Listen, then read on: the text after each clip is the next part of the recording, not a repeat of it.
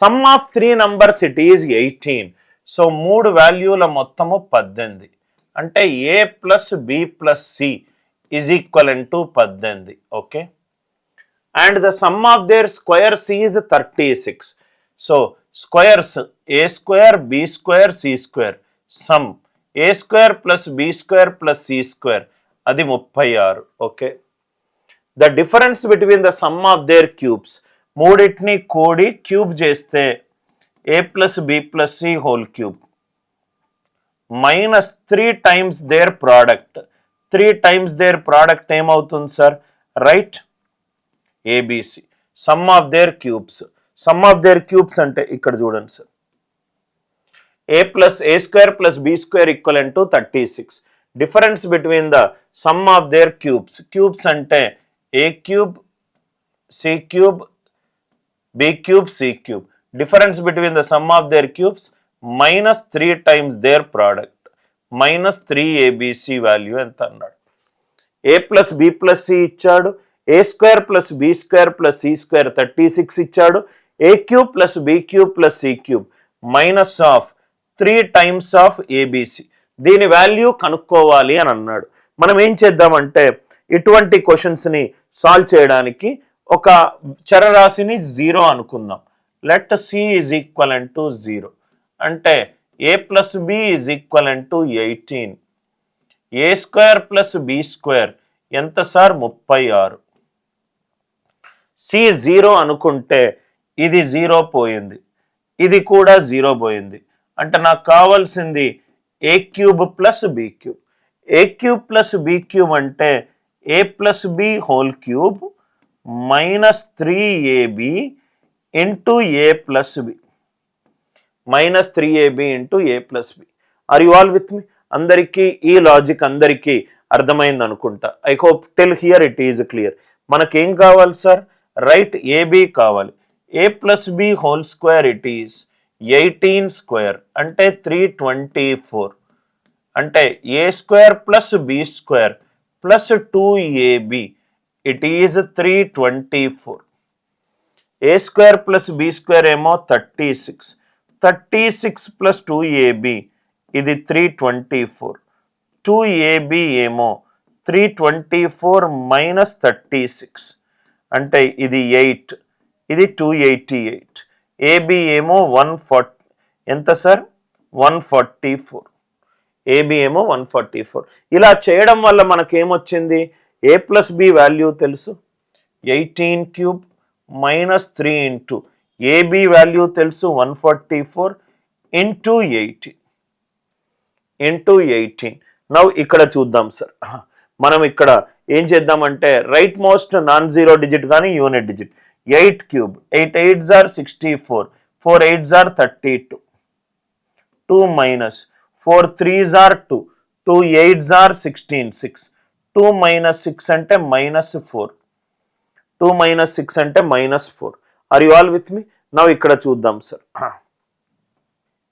ఇక్కడ వరకు అందరికీ క్లియర్ కదా sir? A cube plus B cube అంటే ఏ plus B whole cube minus 3ab into A plus B. A plus B ఏమో నాకు 18 వచ్చింది, రైట్. దాని తర్వాత A square A plus B ఎంత వచ్చింది? A square plus B square ఏమో 18 square 324, 36 plus 2ab, AB value 144 వచ్చింది. అంటే సబ్స్టిట్యూట్ చేసుకుంటే 18 క్యూబ్ మైనస్ 3 ఇంటూ 144 ఇంటూ 18 అంటే 18 క్యూబ్ మైనస్ 3 ఇంటూ 144 అంటే 18 8s are ఇంటూ 18. ఇక్కడ 18 స్క్వేర్ కామన్ తీస్తే 18 square into 18 minus 24. Are you all with me? 18 square అంటే 324 into minus 6 అంటే 6 4s are 24. Answer unit digit 4 ఉండాలి. అంటే ఇది పోయింది, ఇది పోయింది. 300 ఇంటూ 6 1800 అంటే ఆన్సర్ ఖచ్చితంగా ఇదే అవ్వాలి. ఆన్సర్ ఏంటి సార్ ఈ క్వశ్చన్కి? Minus 1944. A plus 1/a is equivalent to 12. Square చేసామనుకోండి, A plus 1/a whole square it is 12 square 144. So ఇది ఏ స్క్వేర్, ఇది 1/a హోల్ స్క్వేర్ అంటే 1/a square plus 2 a plus b whole square a square plus b square plus 2ab it is equivalent to 144.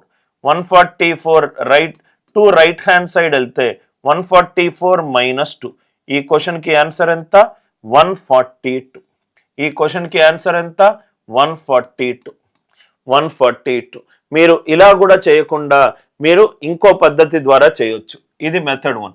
ఎప్పుడు గుర్తుపెట్టుకోండి sir, method 2 perfect square logic ద్వారా కూడా ఈ క్వశ్చన్ని solve చేయొచ్చు. పర్ఫెక్ట్ స్క్వేర్ లాజిక్ ద్వారా sir ఎలా సార్ అని అంటే, ఈ కాన్సెప్ట్ చాలా పర్ఫెక్ట్ స్క్వేర్, పర్ఫెక్ట్ క్యూబ్స్, ఆల్జీబ్రియాక్ ఐడెంటిటీస్లో చాలా బాగా ఉపయోగపడతాయి సార్. a ప్లస్ 1/a గనక k అనుకుంటే a square plus 1/a square ఏమవుతుంది? k square minus 2. అంటే ఈ వాల్యూ k స్క్వేర్ మైనస్ 2. -2 ఆన్సర్లోకి వెళ్తే +2. ఆన్సర్కి 2 యాడ్ చేస్తే పర్ఫెక్ట్ స్క్వేర్ రావాలి. ఆన్సర్కి 2 యాడ్ చేస్తే పర్ఫెక్ట్ స్క్వేర్ రావాలి. 140 + 2 142 కాదు, 146 + 2 148.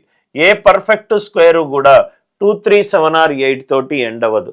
144 + 2 146 కాదు, 142 + 2 144. a square plus 1/a square గనక ఎప్పుడైనా అడిగితే ఆన్సర్కి 2 యాడ్ చేస్తే అది పర్ఫెక్ట్ స్క్వేర్ కావాలి. ఆన్సర్కి 2 యాడ్ చేస్తే అది పర్ఫెక్ట్ స్క్వేర్ కావాలి. ఇది చూడండి sir.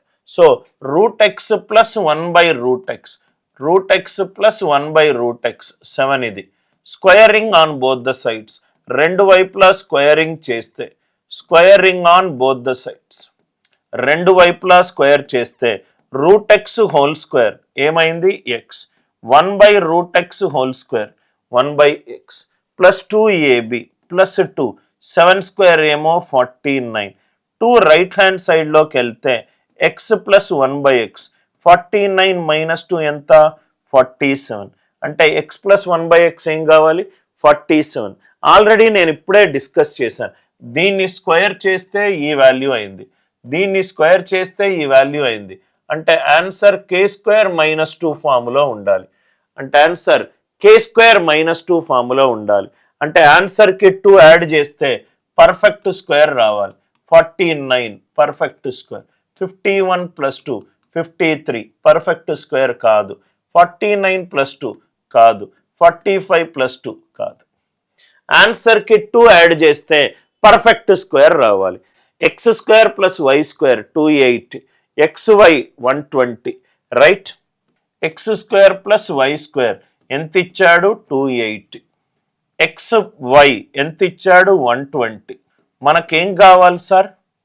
x - y whole square, x - y / x + y. p మనకేం కావాలి? x - y / x + y. Square చేశాను అనుకోండి, ఇదేమో x - y whole square by x + y whole square. ఈజీగా మనకు ఆన్సర్ వస్తుంది. a - b హోల్ స్క్వేర్ అంటే a² + b² -2ab. Are you all with me? x + y whole square x² + y² + 2xy. అన్ని వాల్యూలు మనకు తెలుసు. 280 - 2 × 120 డివైడెడ్ బై 280 + 2 × 120, 2 × 120. 280 - 240 ఇది 40 divided by 280 + 240 520. అంటే 1/13. p² 1/13 అంటే p వాల్యూ ఏమవుతుంది? 1/√13. p వాల్యూ ఏమవుతుంది? 1/√13. 1/√13. ఆర్ యు ఆల్ విత్ మీ? 1/√13. ఇది చూడంగానే ఆన్సర్ పోయింది. √13 √15. ఎందుకంటే x + y అనేది x - y కంటే ఎక్కువ. x + y అనేది x - y కంటే ఎక్కువ. స్క్వేర్ చేస్తున్నాను కదా సార్, అంటే ఇది దీనికంటే ఎక్కువ. అంటే ఆన్సర్ డినామినేటర్ న్యూమరేటర్ కంటే ఎక్కువ ఉండాలి.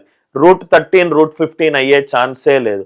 క్వశ్చన్ చూడంగానే B అండ్ C రెండూ తీసేయొచ్చు.